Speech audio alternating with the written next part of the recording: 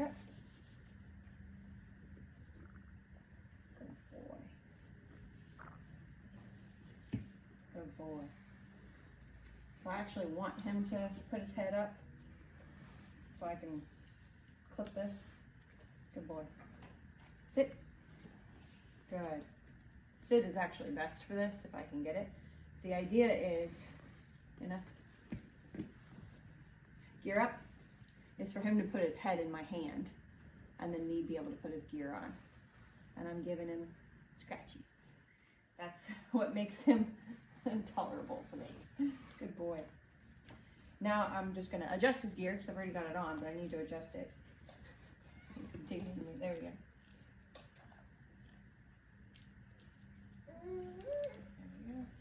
Good boy. Down. There. I've still got his e-collar and outfit on. He's very nippy. Very. Like, he'll get amped up enough to where he'll kind of bite. Okay. Gear up. No. Gear up. Good. Just gonna grab his leash so I can control a bit more. There we go. So I still always go in nice and slow with some scratches. So it's not just about the gear for him, because food won't work for him. So instead we do affection, and that's worked pretty well. Good boy. Good job, bud. So I've got his e-collar in the middle, e-collar sandwich. Then I take his back up and go to flat collar. Now I can take this in case, because I had it on in case I needed it. No, like that, with that mouthiness. Now I can take this off. Good job, bud. Again, I do the same thing when I take his gear off, which is super easy because he knows like what it means, but you still practice the same routine. It's very important that you practice the same commands, same routine. Gear up. Good boy. So I would scratch, then I would take off one, gear up again, take off the other. Good job, bud. All right, so I'm gonna put this at 30 for this dog. And put it right there. Now, he's not on anything. He doesn't have any gear on or anything like that. This is what I would suggest if you're not gonna have your dog come out and gear them up. I'm just gonna wait. He knows how to lay down. I'm not just gonna say down right away when he's crazy excited. I'm just gonna stand here and wait.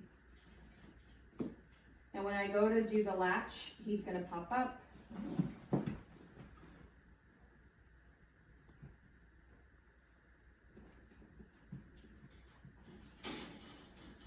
No, he kind of pushed it. No.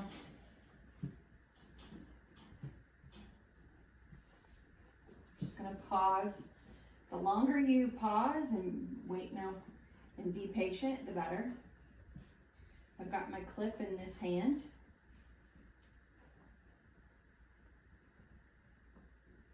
Gear up. I want him to come out. This is the ideal scenario. And then I can just clip this to his collar underneath his neck. Good boy. Sit.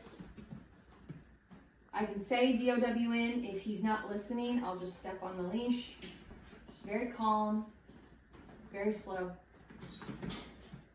You can use the door as well for leverage.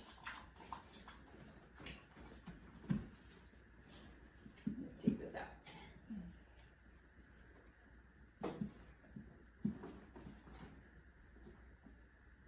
And then I can invite him out. If he's really crazy when I invite him out, let's go. I can just lift up on the flat collar. Hey, calm down. Crate, have him go back in and just down. And I can just pattern him a few times till he calms down. And then I can do the gear up sitting in a chair. That might be easiest. Or, just gonna leave this on him. So he gets jumpy. If I already have a leash on flat collar, I like doing e-collar first. That's my preference. So I'm gonna hold it out like this and my hands flat like that. Gear up.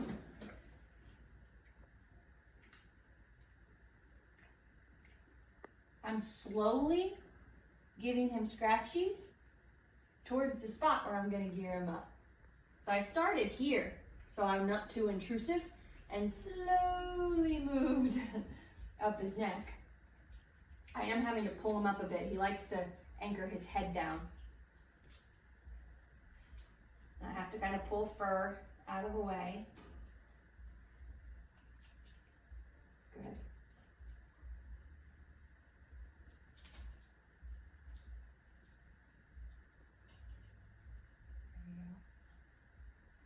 Now I'm going to shut the door on him.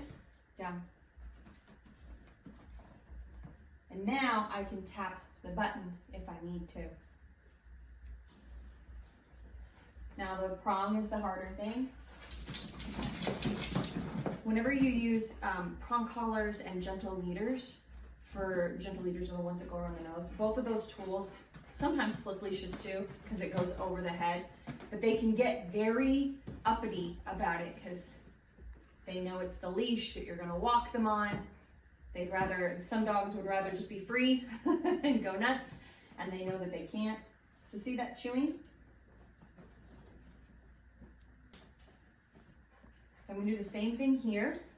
I'm actually just gonna do one hand with prong collar, but I'm holding it with both hands. Gear up. Good boy.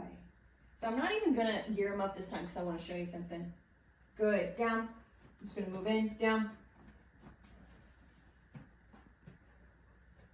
Oh, I was about to tap the button. So here's your guideline for this specific dog. Is my guideline,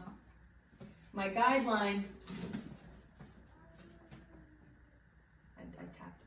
My guideline is this first notch, because if I'm where this first notch is, and I'm holding a few inches outside the crate, I'm giving him enough room to come to me. Okay, so that's kind of where I'm thinking my guideline is. Gear up. His head is a little low, you see that? I do not want to go to him because look what happens. Now he's kissing me and he'll start mouthing. Always he didn't though, that was good. Down. Let's prove me wrong all the time. So I'm gonna redo it again because he made me go too low. Like he made me come to him, which I don't want to do. Gear up. Good boy. I want to keep that head up. Yeah, and confident. And if he did pull back in crate, good. Then I would just use, I've got this other leash that I can use to like help me out. But he's doing good. Good boy. Down. Down. Gear up. There's that. Now, I kind of bumped into him a bit. Good boy. Gear up. See the mouth? Well, that was so good. I don't want to push him more than that. That was great. Let's go. Go. Sit. Good. And if he's too wild, if he seems to come out too nutty, crate. Down. I should have had him lay down. That's my fault. Pause. Now, crate is a point to be able to create leverage. So I want to be able to utilize that. Let's go. Good. He needs to pause. Crate. Crate.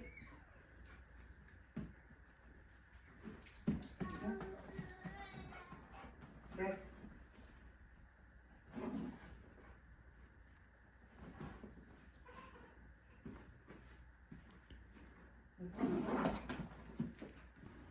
And basically we repeat this crate down, take a pause, take a breath in and out, let's go, turn, pause. I mean, we just repeat that until he walks out calmly. And then when I feel like he's in a good state of mind to not pull me through the house where I'm going to have to say no, like he's already, in a pretty good follower mode, then I will continue walking.